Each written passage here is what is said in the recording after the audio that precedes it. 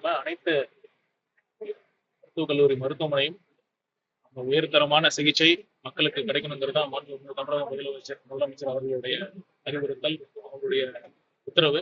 அதன் பேர்ல தான் நாங்கள் பல்வேறு முயற்சிகள் எடுத்துக்கிட்டு இருக்கோம். கண்டிப்பாக படிப்படியாக நான் ஏற்கனவே சொன்ன மாதிரி இந்த 5 வருட முடிவில் நீங்க பாப்பீங்க, எல்லாரும் நம்பிக்கையுடன் அமைச்சராக இருந்தாலும் சரி, யாரா இருந்தாலும் சரி, நம்பிக்கையோட அரசு மருத்துவமனைக்கு போற சூழலை ஏற்படுத்தும். 5 வருஷம் மேக்சிமம் டார்கெட்.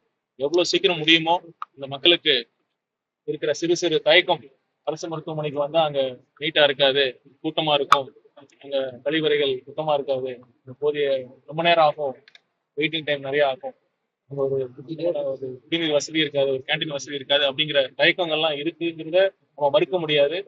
எவ்வளவு விரைவில் செஞ்சு மக்களுக்கு ஒரு மருத்துவ தேவைன்னா அரசு மருத்துவமனை தான் முதல் தேர்வா இருக்கிற மாதிரி கொண்டு வருவோம். ஏன்னா ஏன் சொல்றேன்னா, இப்போ பாத்தீங்கன்னா ஒரு சிறு சிறு வைத்தியமா இருந்தாலும் சரி, தனியார் மருத்துவமனைக்கு ஒரு பிரைவேட் கிளினிக் போனா எந்த அளவுக்கு அவங்களுக்கு மக்களுக்கு செலவாகுது, அது ஒரு ஏழை மக்களுக்கு ஒரு அந்த எவ்வளவு பெரிய சுமையா இருக்குங்கிறது நம்ம எல்லாத்துக்குமே தெரியும். ஒரு ஆய்வுல என்ன சொல்லியிருக்காங்க, ஒரு பிரசவம் தனியார் மருத்துவமனையில ஆவரேஜா பார்த்தோம்னா ஒரு 67,000 இருந்து ஒரு 70,000 செலவாகுது. இதுவே ஒரு அரசு மருத்துவமனையில நம்ம ஃப்ரீயா பண்றோம். இந்த சேவையில அனைத்தும் நம்ம மக்கள் பயன்படுத்திக்கணும்னு இந்த வாயிலா நான் கேட்டுக்கிறேன். மருத்துவமனை வழங்கப்படி கடந்த ஆட்சி காலத்துல அது ஒரு ஃபுட் கோர்ட் மாதிரி தான் இது வரைக்கும் செயல்பட்டு இருக்கு. ஏன்னா அதிக அளவிலான ஹோட்டல்கள் தான் அதுல இயங்குது. குறிப்பா ஏழை எளியவர்கள் தான் அந்த மருத்துவமனைக்கு வராங்க. ஆனா உணவுகளும் அதிக விலைக்கு விற்கிறாங்க. ஆனா இன்னமும் ஆனா தாவேக்கா சார்பா தொடர்ந்து இந்த உணவுகளும் வழங்கப்படுது. ஆனா அங்க வர மாணவர்கள் அங்க வந்து சாப்பிடறதுக்கு வரவங்க அதிகமா இருக்காங்க. ஆனா அங்க இருக்க உணவுகளை ஃபுட் கோர்ட் மாதிரி மருத்துவமனை செயல்படுது. அதை இந்த ஆட்சியால நடவடிக்கை எடுப்பீங்களா? ஏன்னா குறிப்பா என்னன்னா அரசியல்வாதிகளுக்கும் அதே போன்று மருத்துவர்களுக்கும் தெரிந்தவர்கள் தான் கடை நடத்திட்டு வராங்க. நீங்க சொல்றது நான் ஏத்துக்கிறேன். கடந்த காலங்கள்ல அரசியல் அமைச்சர்கள், அரசியல் இருக்கிற முக்கிய புள்ளிகளோட நெருங்கியவர்கள், அவங்களுக்கு தேவையானவர்கள், சொந்தங்கள், அவங்க நண்பர்கள் தான் இந்த மருத்துவமனையில அந்த ஒரு கேண்டீன் வசதி போல வச்சிருந்தாங்க.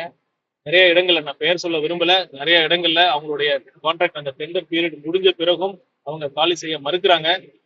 அது நாங்க உரிய முறையில நடவடிக்கை எடுத்து அவங்களை அப்புறப்படுத்தி ஒரு வெளிப்படையான முறையில எந்தெந்த இடத்துல எந்த எண்ணிக்கையில இருக்கணுமோ அந்த அடிப்படையில ஒரு வெளிப்படையான முறையில ஒரு டெண்டர் வச்சு நாங்க ஒரு கேண்டீன் ஃபெசிலிட்டியை நாங்க கொடுக்க.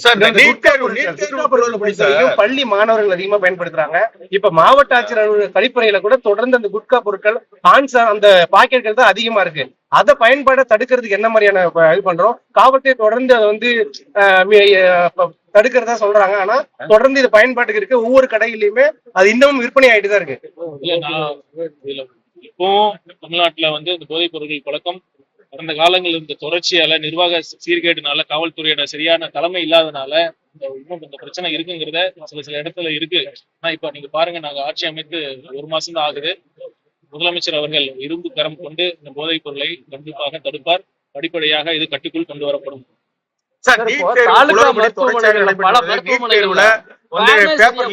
நிறைய ஏற்பட்டு தமிழ்நாடு தொடர்ச்சியா எடுத்துக்கிட்டு இருக்கு. உங்களுடைய நிலைப்பாடு என்னங்க சார்? ஆட்சிக்கு வர்றதுக்கு முன்னாடியே தலைவர் அவர்கள் தெளிவா சொல்லியிருக்கோம். நீட் இந்த தேர்வானது மாநில உரிமைகளுக்கு எதிரானது, ஏழை எளிய மக்கள், குறிப்பாக கிராமப்புறத்தில் இருக்கிற ஏழை எளிய மக்களுக்கு அவங்களுக்கு எதிரானது. அதனாலதான் நாங்க இந்த நீட் வேண்டாம் அப்படிங்கிற மாதிரி சொல்லியிருக்கோம். இப்ப கூட முதலமைச்சர் அவர்கள் நித்தி ஆயோக் கூட்டத்துல கூட இது மாதிரி இந்த கோரிக்கையை வலியுறுத்தி சொல்லியிருக்கோம். இதுதான் எங்க நிலைப்பாடு, ஆணித்தரமாக எங்க நிலைப்பாடு. கண்டிப்பாக மாநில உரிமையை பாதுகாக்கிறதுக்கு என்னென்ன முயற்சிகள் எடுப்போம், அனைத்து முயற்சியும் எடுப்போம். குற்றச்சாட்டுலையும் சரி, இப்ப இந்த போதைப் பொருள் விற்பனையும் சரி, தாவேக்கா நிர்வாகிகள் நிறைய இடங்கள்ல மாட்டிட்டு இருக்காங்க. அவர்கள் மீது என்ன மாதிரியான நடவடிக்கை எடுக்குங்க? இல்ல, கடந்த காலங்கள்லாம் பாத்தீங்கன்னா குற்றம் செஞ்ச அந்த ஒரு ஆளுங்கட்சியில இருந்தா காவல்துறையினருக்கு பெரிய ஒரு இன்வால்மெண்ட் மேல இருந்து சொல்லுவாங்க, அவங்களை விட்டுருங்க அப்படிங்கிற மாதிரி. இந்த ஆட்சியில நீங்க பாருங்க, யாரு செஞ்சிருந்தாலும் முதலமைச்சர் அவர்கள் இரும்பு கரம் கொண்டு இந்த குற்றம் செஞ்சவர்களை யாரா இருந்தாலும் அவர்களுக்கான தண்டனை கிடைக்கிறதுக்கான உத்தரவு தான் அவர் சொல்லியிருக்காரு. சார், நீட் தேர்வை பொறுத்தவரை இந்த 12ஆம் மார்க் தேர்வு மதிப்பெண் அடிப்படையில சேர்ந்தவர்களோட விவரமும் இப்ப நீட் தேர்வுக்கு பிறகு எவ்வளவு எண்ணிக்கை சேர்ந்திருக்காங்கிறத புள்ளி விவரங்களை வெளியிட முடியுமா சார்? ஏன்னா தொடர்ந்து அரசியல் காரணங்களுக்காக எதிர்க்கிறாங்கன்னு மத்திய அரசு சொல்றாங்க. இங்க நீட் நம்ம வேணாம் நாமளும் தொடர்ந்து மறுக்கிறோம். அதற்காக அந்த புள்ளி வரும் 12ஆம் வகுப்பு மதிப்பெண் அடிப்படையில் எவ்வளவு பேர் சேர்ந்திருக்காங்க, இப்ப நீட் வந்ததுக்கு பிறகு குறிப்பா 7.5 அமல்படுத்தின பிறகு எவ்வளவு பேர், அந்த புள்ளி விவரங்களை வெளியிட முடியுமா? வெளியிடலாம்.